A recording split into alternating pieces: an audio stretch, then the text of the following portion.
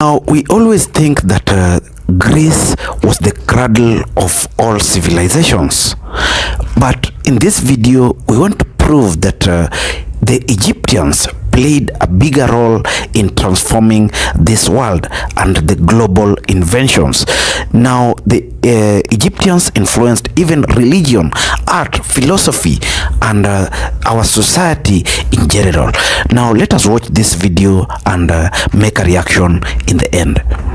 Not what we think, but if you read what the Greeks said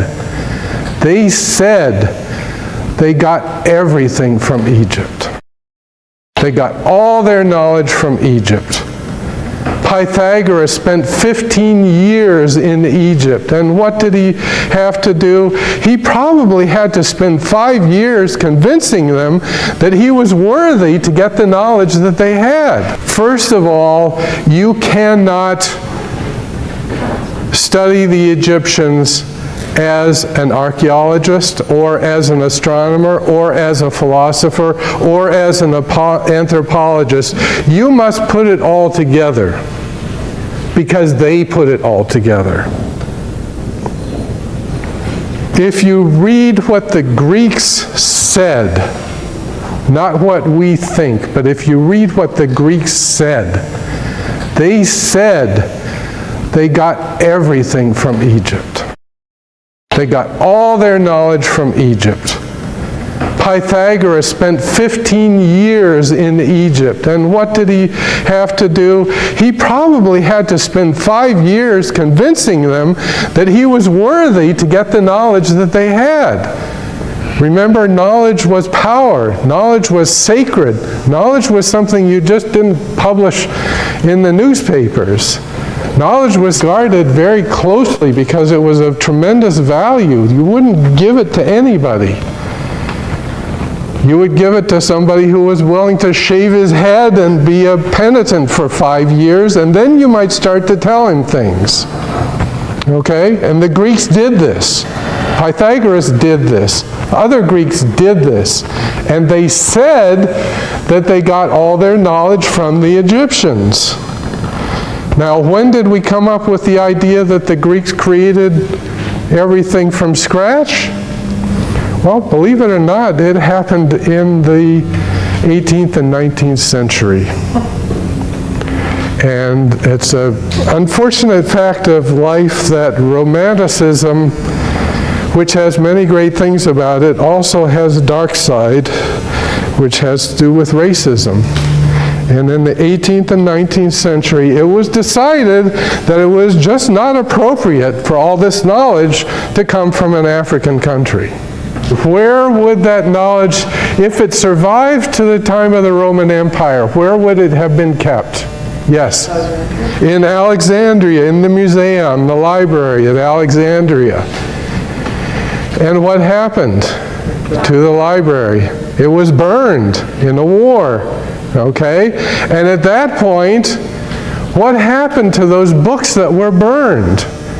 If they were written in living languages, there was a scholar someplace who had memorized the book and could just write it down again. But if it was in a dead language, like ancient Egyptian hieroglyphics, end of story. Can't be reconstructed. Yes, in influencing the civilization of the world, Egyptians played a very critical role in ensuring that we moved forward as a global village in our civilization and how we interact as humans.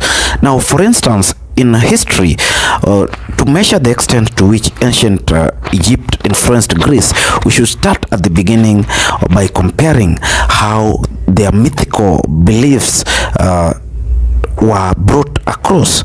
Now, I want to read this article for you to understand how this civilization was brought across by the Egyptians. To begin with, the primordial gods and goddess, that is the Gears, Tartarus, and Eros in Hesiod theogony, and Atum according to Egypt Homopolitan cosmogony, we are all spontaneously born from chaos. That is what they believe. The rest of the gods are the descendants of these deities. This means that both the Egyptian and the Greek gods are part of two big families.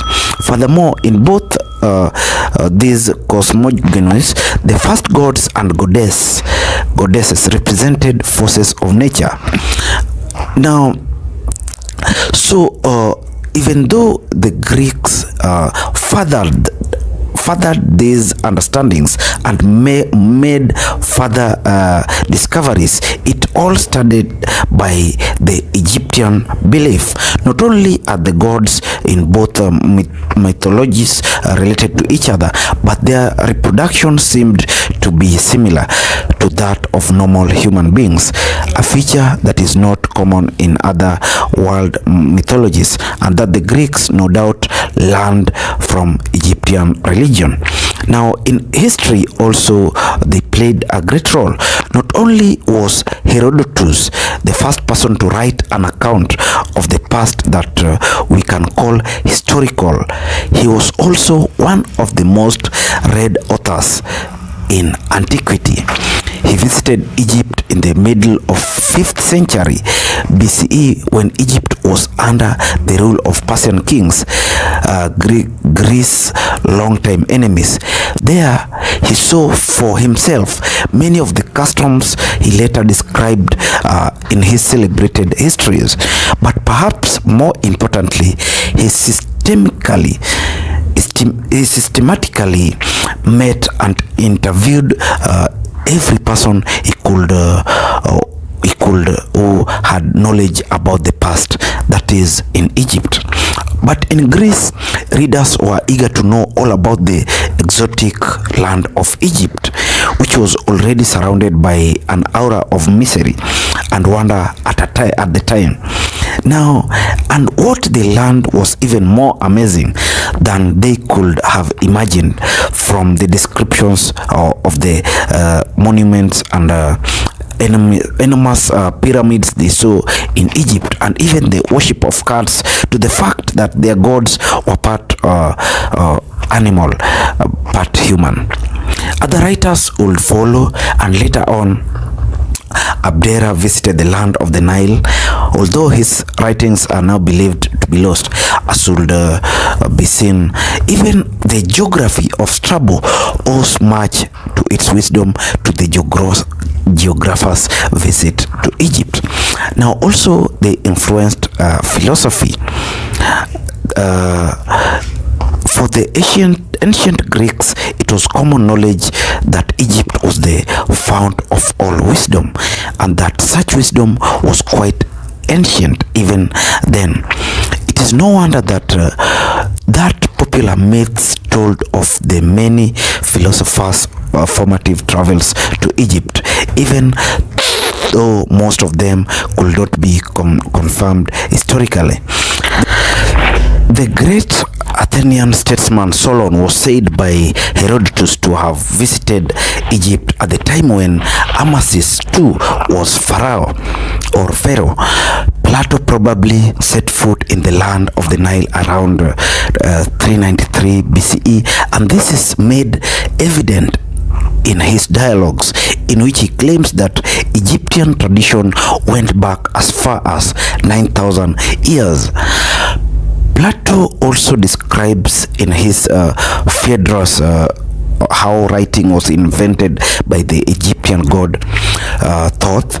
The scientists Thales and Pythagoras were said to derive most of their knowledge from their studies in Egypt, and from Plutarch.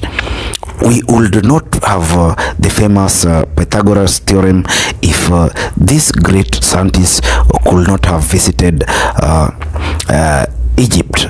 Now, but Pythagoras did not go to Egypt to learn maths. Supposedly, he also became initiated in the Ophic mysteries, a doctrine that involved engaging in several secret rituals and purifying one's soul and body through the adoption of ascetic practices. These practices were the ones that Pythagoras later taught his acolytes in the colony of Croton in modern-day Calabria, Italy. More popular among Greeks was the Mysteries of Isis, which became popular after the conquest of Alexander the Great. Isis was one of the main goddesses throughout Egyptian history and continued to be so in the Greco-Roman period. I'm reading to you how the philosophy of the civilization of the world was influenced by the Egyptians and not the Greeks. The Greeks borrowed these things, most of them from the Egyptians. Even the calendar. The ancient Egyptians developed a system of keeping track of the days that was revolutionary at the time. They were one of the first civilizations to notice the relationship between the movement of the stars and other celestial bodies and the changes in seasons. That's amazing. For instance, they took notice of how the star that we now call Sirius will rise in the same time, at the same time that the annual inundation began. The first appearance of said star in the sky happened every 365 years. Eventually, 5,000 years before our day, they had already engineered a system that comprised 12 lunar months of 360 days. Look at how they developed the calendar. With 5 festive days at the end of the year, each month was divided into 3 decans or 10 days weeks. We will speak more about this in the future videos when we prove how the world's calendar was developed.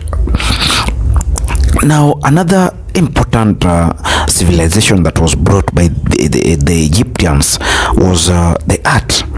Among art historians, it was once common practice since the times of Johann to distinguish between the naturalistic style of Egyptian art and the much more refined and generally superior style of Greek art. However, nowadays this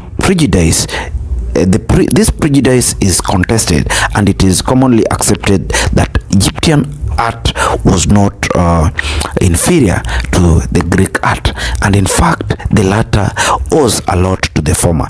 For instance, archaic monumental statues of young men known as Kouros provide evidence of Egyptian influence not only in the proportions and techniques used but also in the posture of the human body as well.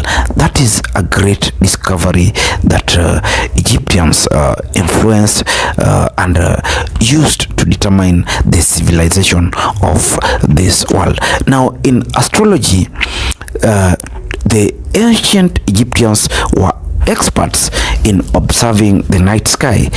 They knew the position and movements of each celestial body, that is the star, the moon, and all other celestial bodies we see around.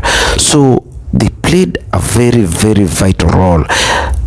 Even in mythology, one of the most enduring aspects in which the Egyptian civilization influenced ancient Greece is also the most unexpected one: their religion.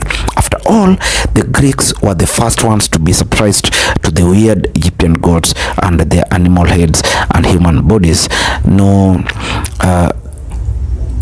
In summary, is that Egypt and Africa as a whole is the cradle of the human knowledge. Africa is the cradle of the mankind. Africa is where all ideas have arrived. Egypt is just an example.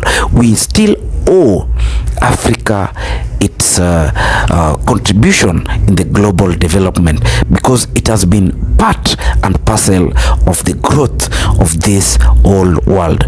Now, I've read this article and I've also shared my thoughts on this to make us understand that Africa is not superior as it is being seen.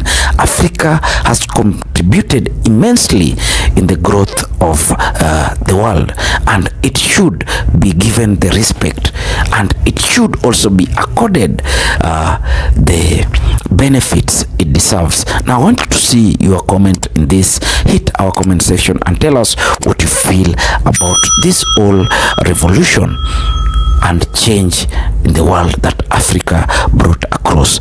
Also, if you're watching us for the first time, consider making your subscription. Thank you, and may God bless you.